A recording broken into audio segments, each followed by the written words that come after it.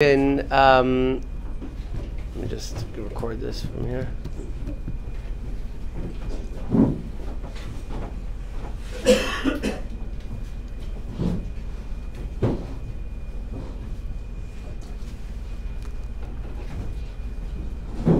Hello? Yeah, okay. Recording in progress. Okay. Yes. Okay. So, all right. Good morning, everyone. Over there on Zoom also. If you could mute yourself, would be good, so that there's no background noise. And welcome. All right. So the truth is, we've been learning halachas of Ribbis the whole zman, I think, since Pesach, and we talked more about the practical things, ben anu l'chavera, neighbors, borrowing, whatever the common circumstances were. But what I wanted to get into today was what I wanted to get into today and the next 3 weeks until the end of this month is more in business when it comes to banks, partnerships, business loans, and or when you're taking a loan out to buy a home, and when you're dealing with a bank in general. That includes credit cards, that includes partners, etc. So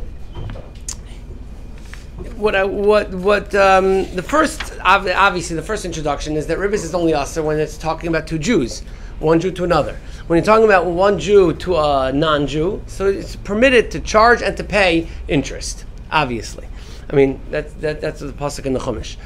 So now, where does the sugya begin?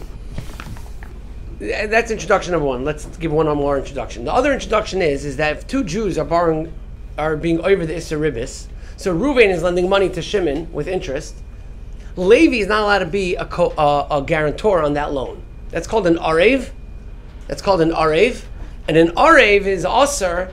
You're not allowed to be an arev on a loan of Ribbis, not just because of lifnei iver. Number one, it's lifnei iver. There's a general rule that you're not allowed to be party to an avera because you're helping the avera happen. So therefore, if Reuven is lending money to Shimon b'Ribbis, and he would only lend it to him because there was a guarantor, so then by you being the guarantor, you're enabling the Isser to take place, and that's obviously also when it's talking about two Jews, one, Reuven to Shimon, and Levi's being the guarantor. That's an Isser de'iraisa, that's an Isser of Lifnei Iver. Besides the Isser of Lifnei Iver, there's also a special Isser in Hilchos Ribbis, like the Siman olav Neshech, you're over as part of the Sima of the Neshech. So you're over two Yisurim by being a guarantor on a Ribbis transaction between Jews.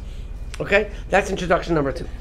But where does the sugya come in? The sugya comes in here is when the first case we'll deal with is when the malveh, the lender, is a non-Jew. In the case of the Gemara, it was whichever non-Jew it was. In our case, more often than not, it's the bank. Okay, so when the malveh is a non-Jew, so now instead of Reuven lending money to Shimon, you have the non-Jew lending money to Shimon. Shimon is not doing anything wrong. Shimon is not doing an avera, and that's fine. But the bank will not lend the money. The bank will not lend the money to Shimon without a guarantor. And therefore, the only way that the bank can lend money to Shimon is if he has someone guaranteeing the loan, because Shimon himself doesn't have enough credit. And therefore, he needs a guarantor. The bank needs to be secured in the loan, and therefore they have a guarantor. So is there a problem of doing this? So remember, we said that the whole problem was Levi cannot be a guarantor to the loan between Reuven and Shimon because there's lifnei iver. He's helping an avera take place. But here there is no avera happening because the bank is permitted to lend the money to Shimon with interest, and Shimon is allowed to borrow. So there's no isser. So there's no lifnei iver here. What's the problem? So the problem is that there's a Gemara, okay? And the Gemara basically is going to introduce a new type of arev that is going to be a problem. And this is the Gemara, what it talks about. Let's go to the Gemara in Bamitzia Daf Ayin Aleph Amud Aleph, which is page 17 in the pamphlet. Okay? The Gemara, it's the very, very last line on the page. Toner Abanon. Al tikach mi'itoi neshech v'tarbis. The Gemara says you're not allowed to take from another Jew neshech v'tarbis, which is two language lashonis for Ribbis. Aval atanas eloi arev. But you're allowed to become an arev to him. So don't be the one charging the interest, but you can become an Arev. An Arev is a guarantor. So Gemara is the next page, top line, page 18. Arev Laman. What do you mean allowed to become an Arev? Ilema, if you think we're saying Arev Li Yisrael, we're talking about a loan between Reuven and Shimon, and another Jew comes in, that's also Vatana, Elu Oivrim B'Leisase, Hamal Vivalev, Ha'arev Edim. You're not allowed to be a witness either. So obviously you can't be an Arev. Ela Lenoch, you must be talking about a non-Jew. So it must be talking about that a non-Jew is lending money to the Jew, and you're being an Arev, and that's permitted. So the Gemara asks a kasha here. V'kivan de dine de nochri de asel basar arva. Since in the non-Jewish law, the non-Jewish lender is permitted to request the money, to go after, to be teveya. How do you say teveya? Demand, claim, demand the money. Extract. Kivan de dine de nochri de asel basar arva. The goy in the non-Jewish secular law, the rule is that they're allowed to go after the Arev first. Then there's Ribbis between the Arev and the borrower. Okay? So the Gemara introduces a new concept here. The Gemara says that an Arev in the secular law is not the same as the Arev in the Jewish law. And based on that difference, it could become a big problem. Okay, and this difference exists in today's society. This line of the Gemara really what triggers the whole subject. In halacha, the rule of an arev is you need to borrow money, you get an arev. An arev is a guarantor. What does the guarantor mean? Is you have to go to the borrower first. The lender has to go to the borrower first. If the borrower doesn't have money, at that point, that's when he goes to the guarantor. Okay, so if that would be the case. So imagine Reuven, let's just keep it simple. Reuven lent, or the bank lent $100 to Shimon. The bank lent $100 to Shimon. Shimon, after a year, now owes $150 of interest. That if the halacha would be that the bank has to go specifically and 100% to the Arev, to Shimon first, and only after he defaults completely, and whatever the definition of defaulting is, he defaults completely, then they go to the Arev. That's what we call an Arev Stam. It's a regular Arev, like it would be in Halacha. Then the Arev pays, how much is the Arev paying to the bank? $150. Then he wants to go get the $150 that he laid out from Shimon. Levi wants to go get it from Shimon. He wants to be reimbursed the $150 that he laid out. So how much did he lend? So he's a little bit of a lender now to Shimon. So the Arev became the lender. The Arev was only an Arev, but now he became a Malva. Because now he lent money to Shimon. And now that he lent money to Shimon, he's going to get back the money he lent to Shimon, right? How much money did he lend to Shimon? At this point, he lent $150 to Shimon. Because he laid out $150, give me back $150. Done. So that's the halach of an Arev Stam. The Arev Stam means the bank is be'ikr going after Shimon, after the Malva, after the Levi. Be'ikr going after the borrower. If the borrower defaults, then they go after the Arev. The Arev lays out $150. He's going to go get reimbursed $150 because he lent Shimon $150. So that's permitted. That's called an Arev Stam. So under the category of Arev Stam, that's permitted. What's the Gemara saying? The Gemara is saying that the Goyim in the secular law, that's not their system. They don't have a system of Arev Stam. They don't have a system of that you have to go to the borrower, and only after he defaults do they go to the Arev. They want to reserve the right to go after the Arev. They want to reserve the right to go after the Arev regardless of whether the lender has money or not. Borrow. But before they even go to the borrower. Right. Well, I'm just leaving it blank for right now. They have the right to go to the Arev before they go to the borrower. So that's how they set up their system. They can go to the Arev before they can go to the borrower. Okay? That's the halacha of the Arev. Now, there's a machlokes in Rashi and the Rashba. Exactly what is the nature of their type of arvos. The Rashba says, and I don't really understand why this would be the case, but the Rashba says that in that society, the way it would work is, and that's what the word referring to, is when it was called an Arev Shluf Dut. Shluf Dut means the Arev takes the place of the loive. That means that the bank, the guy, didn't care at all about the loive. They didn't even look at the loive. I'm not bothering with your credit. Bring me an Arev. And our whole entire, why? Because usually a guy borrowing money can't pay back. If he had enough money to pay now, so you wouldn't be borrowing it. So they don't want to deal with the borrower. They say specifically, we're going only after the Arev. Bring us a good Arev, and we'll lend money. And essentially, in that logic, the loan is 100% taking place between the bank and the Arev. They don't really care about the loive. That's what the Rashba says. So the Rashba says, therefore, what happened in our case? The bank really lent the Arev $100, and the Arev went ahead and lent Shimon the $100. Now, because the Arev doesn't need it, so he's letting Shimon use the $100. The bank is charging him at the end of 6 months $150. He's now charging Shimon $150. So now what happened is that because the Arvus was set up in a way that the bank has only a claim really on the Arev, so Mamela, it's like they lent the money to the Arev and the Arev lent it to the borrower.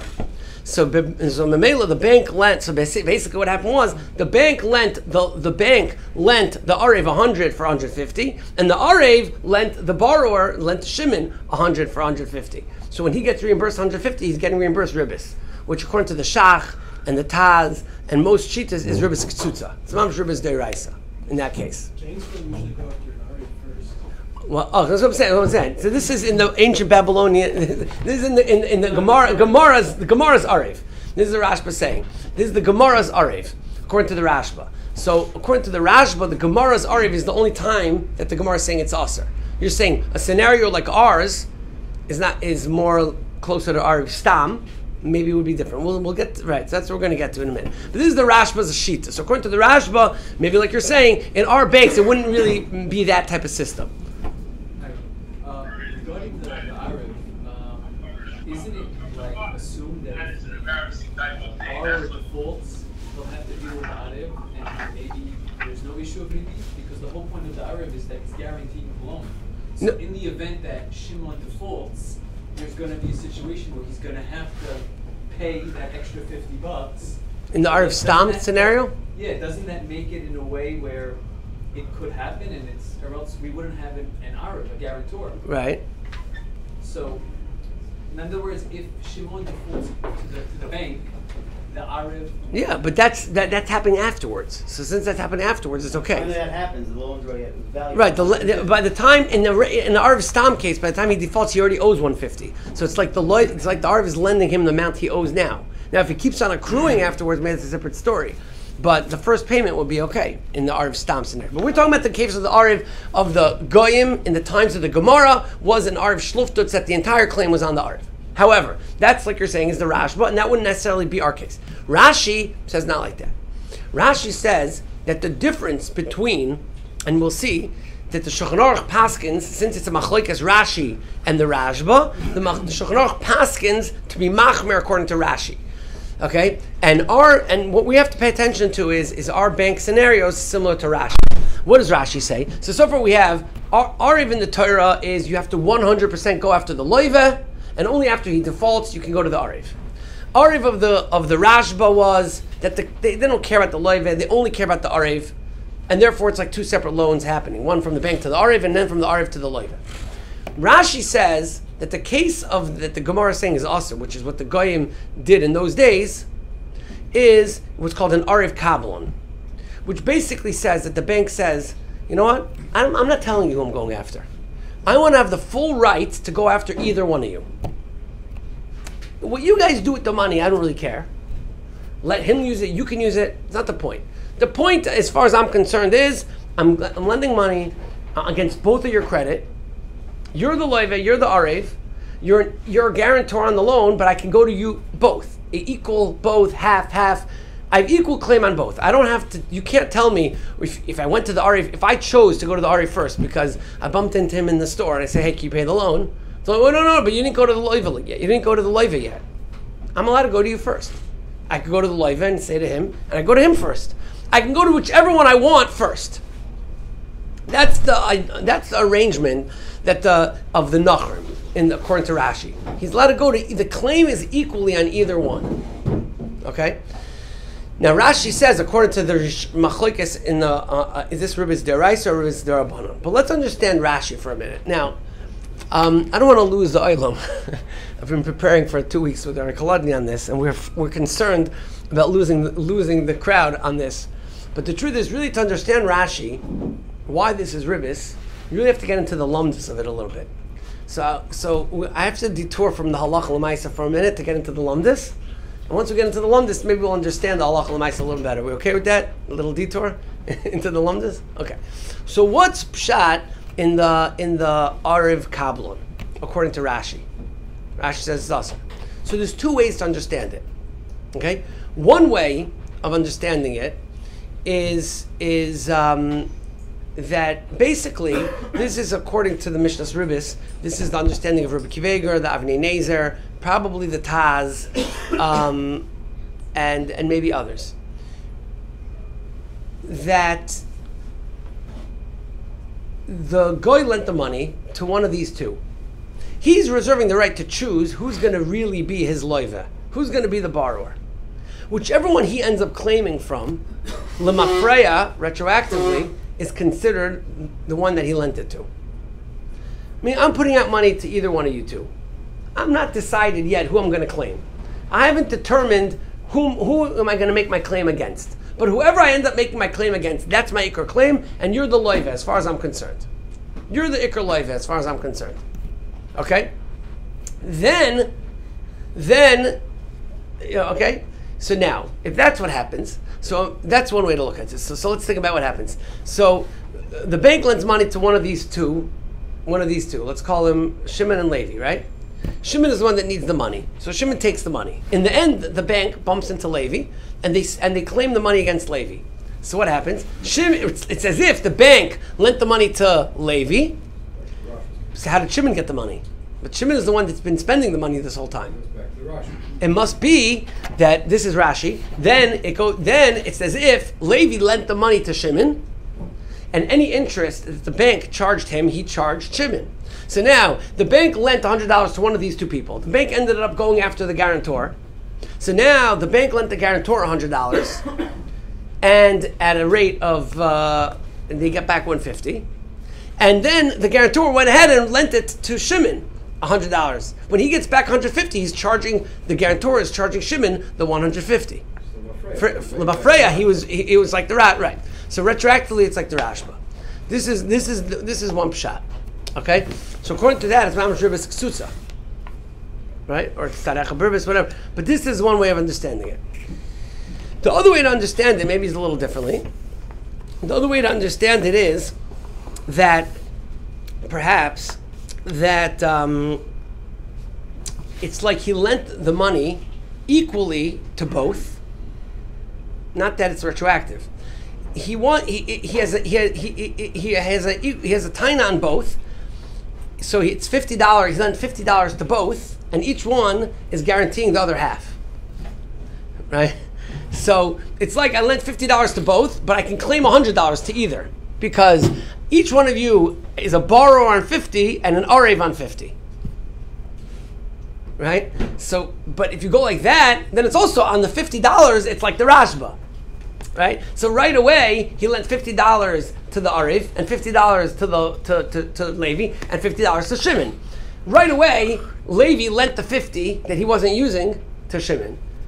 Right? And now he's charging Shimon that Ribbis. Okay? So those are the two ways to understand Rashi. Now, obviously, if you go that second way, it's much more chomer, because that means you're automatically over the Isser. In the first way, you're only over the Isser if you end up paying it. If you end up collecting from the other. Right, yeah, right. And according to the first way, but let's go with the first way for now. It's a little more, okay? So now you understand why, according to Rashi, in Arav Kabbalon, it's also to become an Arav Kabbalon, but it's also to be an Arav Kabbalon if the Arav Kabbalon ends up paying. Right? You understand? Was that clear? This system is an Arav Kabbalon. It's only also to become an Arav Kabbalon, one Jew to another, against the bank, if the Arav Kabbalon ends up paying. Because if he ended up paying, it turns out that he was the one that borrowed the money from the bank and relent it to the other Jew. Okay? So now, can you do a workaround where the borrower pays the interest directly back to the bank? we could do the work. Let's get to before the workarounds. You're quick over here. You already got the whole thing, and now you're already trying to get out of it. Let's first get to why it's a problem, and then we'll figure out how to get out of the problem. You already have our system. Right? We always set up the problem and try to set up the solution. But we got to analyze the problem first. Why you assume that the bank, when select the possible borrower, is both? In my mind, for example, when the borrower, when the bank asks a guarantor and Arev, what means that they will charge only to them. Okay. So you were saying that our bank is not like the Rashba's case. But what about it like Rashi? Can you see where it's similar to Rashi? That's the question. Rashi is that they have an equal claim against both, right? So you would still say, well, they're really going to go after the loiva first, right? Now, what's the definition of going after an halacha that you have to go after the loiva first? Okay, so now what we're saying is that because let's just see in Shulchan Aruch who we paskin like. So go to page in the Shulchan Aruch and for some reason this page in Shulchan Aruch is not here. Okay, so we won't say it's in Shulchan Aruch. Okay, so I think I skipped those pages. So I didn't notice that. Okay, so the Shulchan Aruch says that you have to be machmer on Rashi, and anytime you have a case of an Arav Kabbalah, it's aser. Arav Kabbalah means, again, this case where they could go after both. What determines if it's an Arav Kabbalah or isn't, right? So let's imagine, so let's bring it to the world of Lamaisa now. The world of Lamaisa is that you have a newly married couple and this husband or wife that are just newly married, they don't have enough credit to buy a house, and they want to buy a house in a new community they moved to, so excited, they want to go buy a house. Lamaisa, they can't afford the house, and they have no credit to get a mortgage. So what happens? They call up their favorite uncle and they say, can you be an Arev? Can you guarantee the loan? Okay? So now what's the problem? I think you should go ahead now. Okay? So,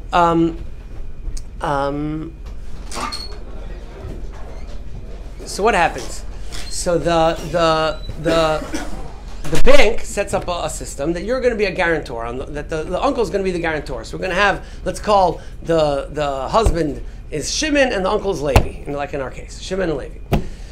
So now the bank is set up that they're going to go after Shimon first, and after Shimon, they're going to go and claim, if Shimon defaults, they're going to go pay Levi. But the Shach says, what does it mean that Shimon defaulted? Because in our system, usually what happens is they send one notice to Shimon, they send another notice to Shimon.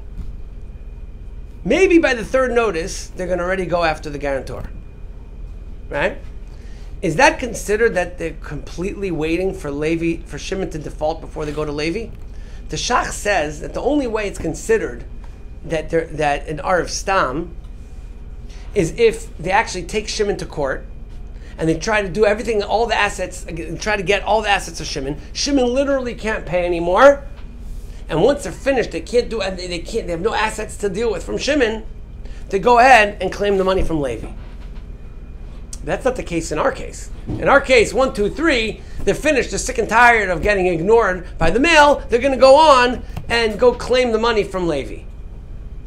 So because they're not going to go and take Shimon to court, they're not going to go and take all of his assets, they're just not going to bother with all that. They'd rather just try the guarantor.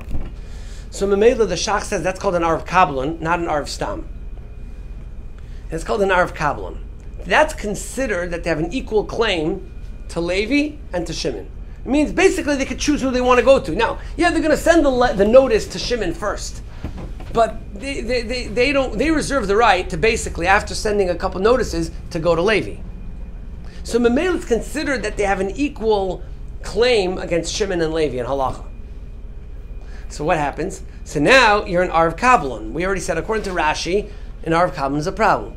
So now, but we also said that according to Rashi, according to Rabbi Kiveger and the Ravnei Nezer, as long as Shimon pays, there's no problem. So now, Shimon's paying. So it's $1,000 a month.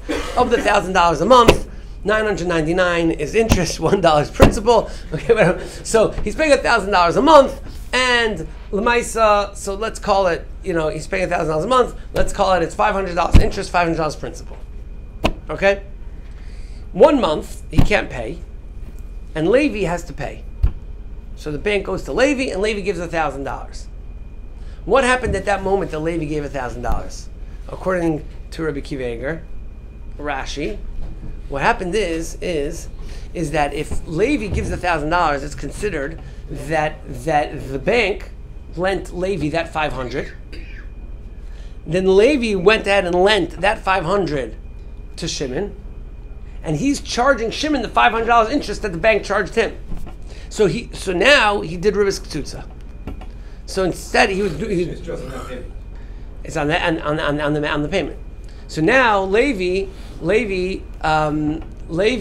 cannot get reimbursed from Shimon the full $1,000. He can only get reimbursed from Shimon the $500, or the $1 in the case of if it's only $1 of principal and $999 of Ribbis, you can only get reimbursed the principal.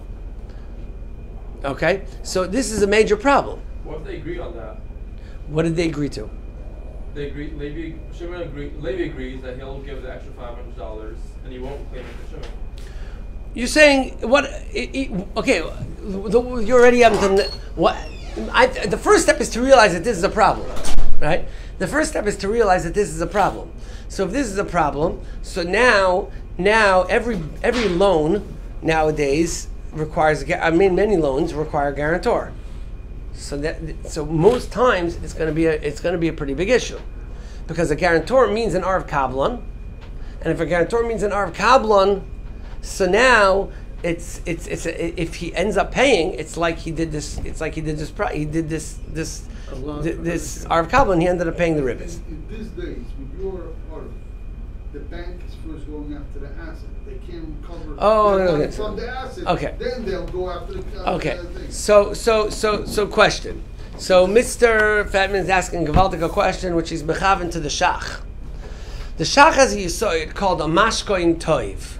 A mashkoin toiv, a good mashkin. What's the case of mashkoin toiv? The case of mashkoin toiv is when the guy lends money to the loiveh, and he wants two things from the loiveh. He wants an arev, that he can claim the money from arev. He also wants a mashkoin, a collateral. And the collateral belongs 100% to the borrower. Right? So what you want to claim is that the claim is really on the asset. And since the claim is on the asset, so Memela, the Arev is really, even if they can go after the Arev, really the rotten is to go after the asset. Okay. So that's a sugya of mashkin toiv.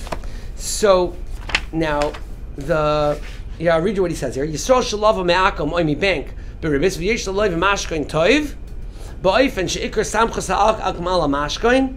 So some say it's mutter. Some say it's mutter. Now, I'm not a lawyer. Who wants to tell me? Would the bank rather the guarantor pay, or they rather foreclose on the house? So the guarantor Lenders pay. like to lend, they don't like to own real estate. Correct. Banks don't want to foreclose on the houses, especially nowadays. Accurate? Well, it depends how much the house is worth, and how much the lender, and what kind rather of. get There the- are a lot of lenders out there who make loans with DAFCA to get the properties. But not the standard bank. Not Not a a standard bank. Not A standard bank is not interested. A standard bank does not want to foreclose. Okay, so standard, maybe in commercial it's different, but in a standard residential, the bank does not want to own the real estate, and therefore, even though they have a claim on it, it's hard to argue that you have the status of mashkoin toiv. Even though the mashkin is actually worth the value, and they could take the mashkoin, they could take it, but they have to want to take It's it. a very Has nice to, claim that they don't want to own real estate. The mice is, if you're foreclosing, they're going to foreclose on the property. no, but they're going to first claim against the guarantor before they do They go that. to the guarantor, The money. the guy's not paying, let's take the money from you. Fine. And they're not going to foreclose on the They're property. going to, but that's only after. It hurts the bank if they have to foreclose on because then there has extra payments and what? With the regulators, it hurts them. And extra expenses and everything, right? Not Their- always. Sometimes their it books looks better get because So very they're gonna go to the Um, guarantor, they'll tell the Let's say, for guarantor, example, pay we do a us loan first. for $18 million. before they're gonna Now the foreclose on the property's worth property? $25 million. We could have foreclosed on that property. We didn't, and it would have looked nice if we would foreclose on it and then sold it for 25. We would have had a 40% return on our money, so it actually looks better to the lender. But in most The cases, extra lenders don't like to 40% goes foreclose. back to the borrower. They like You to- remind me. You can't keep it. 18 million. 20, it reminds me that there's David Fishman from Muncie. So he has yeshiva. So he said that he was walking outside a shul ben Azmanim, and two bachrim were fighting about Shnai Mochs and Metalis. So he says, you know, Moed Miktzas. So he said, this one says, you owe me 10 million. No, you only owe me 5 million. The argument, he says, Reuven says 10 million. Shimon says 5 million. So he says, I know when I was growing up, Reuven and Shimon were arguing over $100. Now they're arguing over 10 million. But the point is that the guy is an Ariv Kablan. The lumdus is you want to go and say, no, you don't have equal responsibility on the loan because the bank is going to rather go after the loive 100%. Why are they going after the loive? Because they're going after the asset. You have to verify that really the ratzon of the bank is to really go after the house, the asset, before they go after the guarantor. How's the contract set up? Is it set up that when the guy guarantees you? I would assume they're going to first send statements to the guarantor before they try to foreclose. First get the property. No, I don't think so. I think they're going to first go after the Arev. I don't think so. I think that they're going to first go after the Arev before they go after the asset. They sell the contract. We're first going to go after the guy. Probably. Yeah, probably. What do you mean go after? Ask them for the money or sue? Sue. What about suing? They're gonna There's go a after few the things, property. and then you do a list pendants, and They'll it takes a sue while before you everybody, get a property. but They really do it simultaneously. will Once be you sold. default, they Once you default, they go after They everything. go after Okay, everything. but the point is that there's still a claim on the guarantor, at least equal to the claim on the property. Right. Okay, so then that means that really everyone's in the same boat together. And once everyone's in the same boat together, you're subject to Rashi's Chumrah. And once you're subject to Rashi's Chumrah, you're not allowed to go into the deal. Now you tell me, well, the whole understanding was that there's some cases where you really just need a guarantor, but the guarantor and the borrower know that the guarantor is never going to have to pay. Like, for example, let's say you have someone that really they have a very good business, but for whatever reason, the business, they can't borrow, they can't show, they can't, whatever it is, they can't figure out why the bank's not going to lend him money based on his business. So the bank is not going to lend him money based on his business. So in that case, where the guy knows, the Ariv knows, so it could be that there is what to be makel that he's never actually going to go, according to Rabbi Kiveg or according to the Shach. For every single case in the world is you always think you're going to pay it back until you can't pay it back. Right.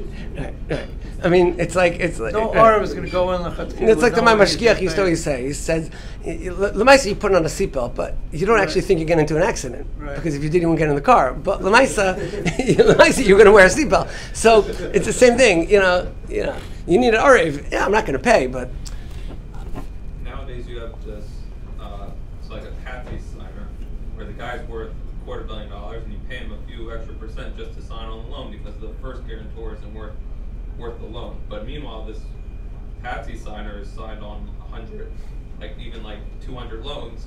So if you're allowed to pay someone to be an Arev, by the way. yeah, You're allowed to pay someone to be an Arev because that's not real. Okay, so now let's. So this is a problem. So now, if this is a problem, so is there a solution to this problem? Now, by the way, it could be that nowadays I just printed out a little article, but this is just a bad article. But there's a lot of articles about this. That nowadays a lot of loans will use the language that of a co-signer, not a guarantor.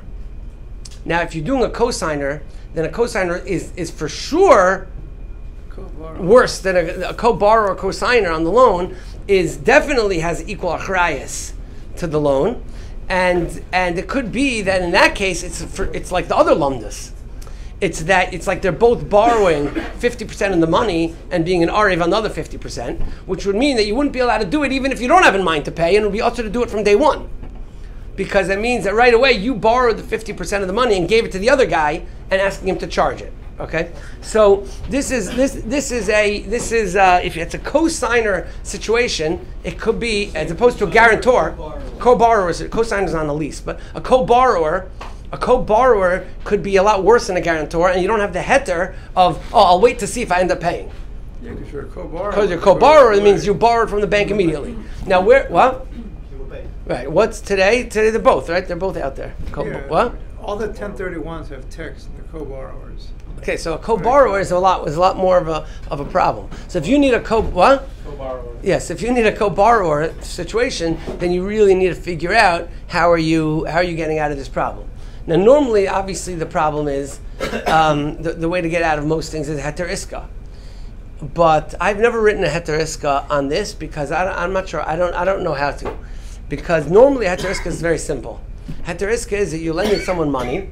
So we look at we define that the loan is an investment, and the whatever money you wanted to get back as interest will give you back B'teres profit. But over here, when it's only retroactive and we don't really know how much, where's the iska exactly? It's only on the money that you ended up taking, so it's hard to write an iska which is undefined based on what you're going to end up paying later.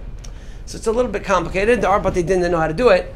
But you have to have a special type of contract in this type of heter iska when you're going into the deal. Okay. Now, in the case of the guarantor, okay, not the co-borrower. In the case of the guarantor, so now Shimon is living in the house.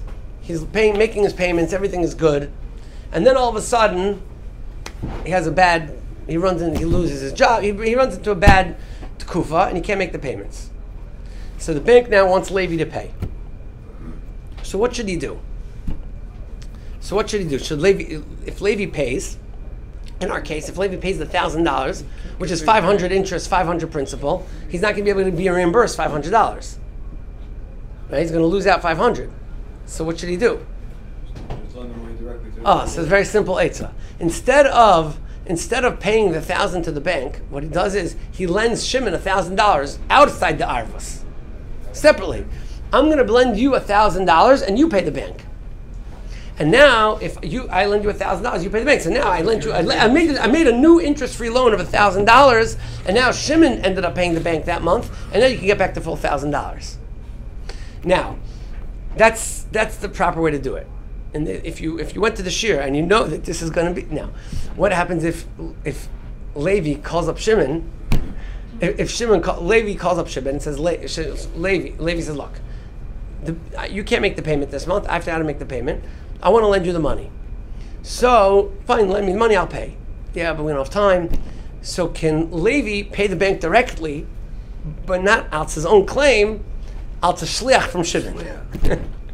So it's a little bit of a harama, saying it's like, so you have to figure out it's a shaila if you could do that properly. If Levi can make the payment to the bank, but he's not paying for himself, he's really paying as a shliach of Shimon. But that's really the right way to do this. Now, what could have argued, I don't remember where we saw that this is mutar or not, that husband and wife buying a house together is a problem because they're both co-borrowers with each other. So maybe the husband's not allowed to lend the wife money with interest. But the poskim seems to say that that's okay because it's really like one rishos. So there's no like husband-wife. It's really, they're both signing on, but they're not signing on as two separate individuals in this case. Partners in the business, that's the problem. Yeah. So shutvim, how much time do we have? Okay, so this is the aleph beis. This is really just the aleph beis touching the surface of guarantors. Okay, so there's another very, very big issue, which is that let's say that month, just before we get to that, let's say that month before Levi made the payment, he says, you know what, fine, before I pay, let's make a heter iska.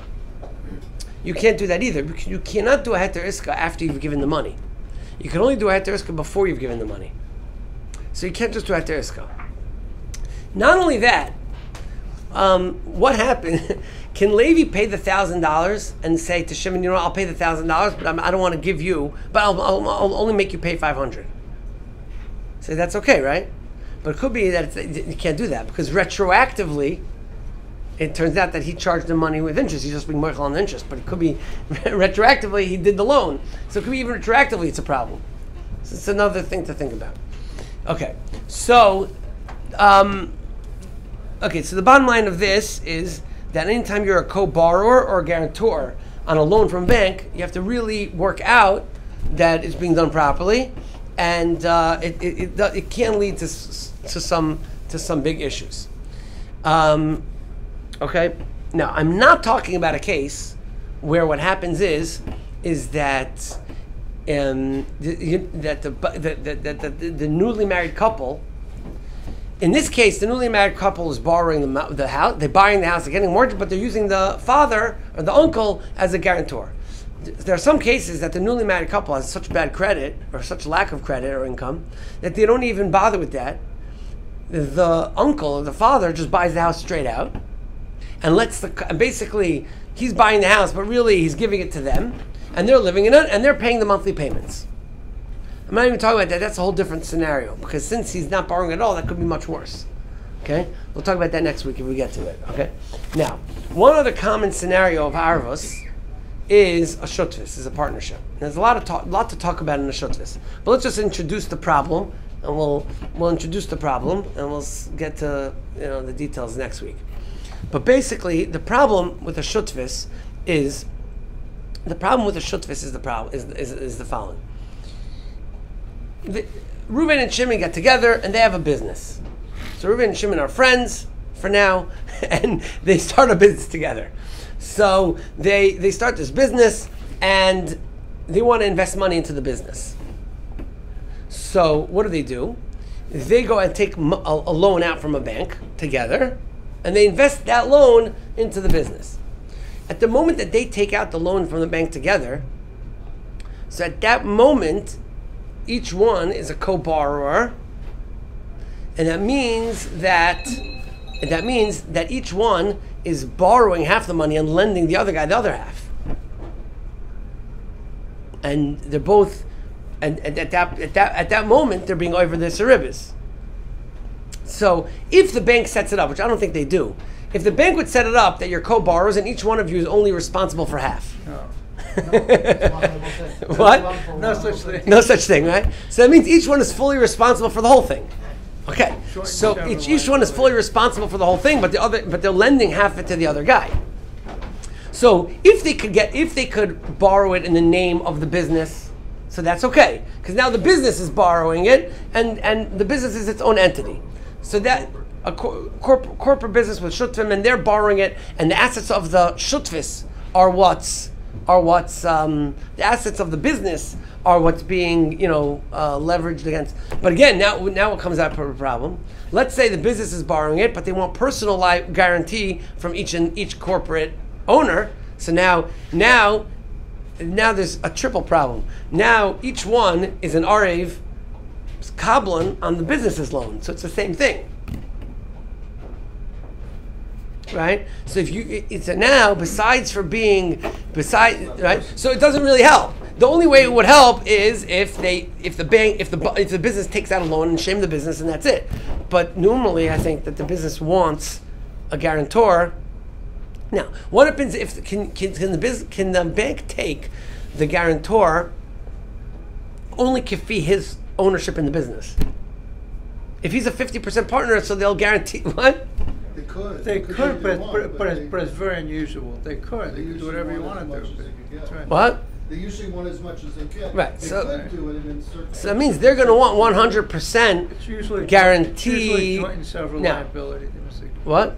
It's called joint and several liability, which means you go after either one of them 100%. You go to either one 100% and more than their partnership in the business. Now, is the business is the guarantor on the business's loan an arv stam or an arv kablan? In other words, again, are they going to foreclose on the business's assets before. Over here, what about the mashkin case? Could be in the case of a business. Maybe the assets of the business are stronger, and maybe it's understood that it's a business loan, and they're going to want to go after the business's assets before they go after the guarantor. So maybe there you'll have the svara of a mashkin a little bit better, because a lot of times the business will have inventory or will have some sort of stronger asset that the bank will then go after the business 100% before they go after the before they go after the individual. Everybody gets sued at once. You put it all at once. Yeah, so Because it's easy. so it's an arv kablan. So that means every single case where you have partners opening up a business together and taking out credit, it's a very big problem Rabbi, so when you There's no problem to the business. So, That means that the arv kablan to the other shutfim in the business. the shutfim too. Yeah. Rabbi, so your situation, even if you borrowed the money from a goy, the partners are That's the Jewish. whole point. because they're That's what we're saying. Jewish. That's the whole point. This is the big. This is the issue. That's why it's a big problem. This is the big problem here, because even if the bank is a non-Jewish bank, right? But if the partners are Jewish, You're borrowing each other. so now you're borrowing from each other. If the partners had had this between themselves originally, wouldn't that? What if they have a heter iska saying any monies that we as individuals put into the business, we're putting into the business as an iska. I'm never lending to the money to the business by itself. Okay, you're right. I mean, in economy, you would have to do that. Okay, so this is in a case of a business. So we have to get more involved in that in the problems that come up with this type of a business arrangement. Okay, so I don't know if we created today more problems or more solutions, but Only problems. only problems. Okay, so that means you all have to come back next week. Okay, so we'll try to figure out a little bit more about the sugya Mitzvah Hashem next week. Okay, shkoyach. Every single deal that we do nowadays, all the Hamisher deals, Yeah. they're all what's called tenants in common, TICs. Let's say you have 10 groups in Lakewood. Yeah. Each one takes a chalik of the property, tenant in common. Moshe. Shut up. Yeah. Here. Okay. Thank you, Rabbi. So share tonight.